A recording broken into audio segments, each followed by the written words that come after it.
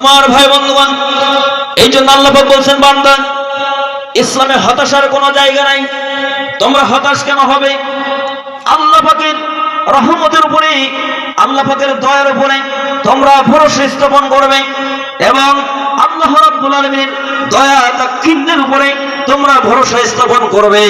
তোমাদের গুনাহ কত বড় হয়েছে, এই যে রজব মাস এবং শাবান মাস আমাদের মাস থেকে বিদায় নেওয়ার উপক্রম, মাহে রমজানুল মুবারক আমাদের প্রত্যেকের ঘরে হাতছানির দিয়ে রজবের চাঁদ দেখার সাথে সাথে নবীজি বলতেন, আল্লাহুম্মা বারিক লানা। সকলে বলেন আমিন।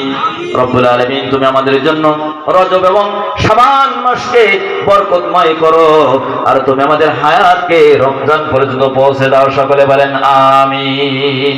আমার আল্লাহর কাছে ক্ষমা প্রার্থনা করবে, আর চোখ দিয়ে যদি তোমার পানি থেকে তুমি যদি ছেড়ে দিতে পারো, আমি রব্বুল আলামিন নিজের কুদরতি হাত দ্বারা বান্দা বান্দির চোখের পানিগুলো মুছে দিয়া আমি আল্লাহ পাক ঘোষণা করে দেয়, বান্দা আর কাঁদতে হবে না, জীবনের সব গুনাহ মাফ করে দিলাম। সকলে বলেন সুবহানাল্লাহ।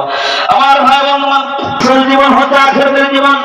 আল্লাহ রাব্বুল আলামিন সূরা আনকাবুতের 64 নম্বর আয়াত রব্বুল আলামিন বলেন, وما هذه الحياة الدنيا إلا لهو ولعب وإن الدار الآخرة।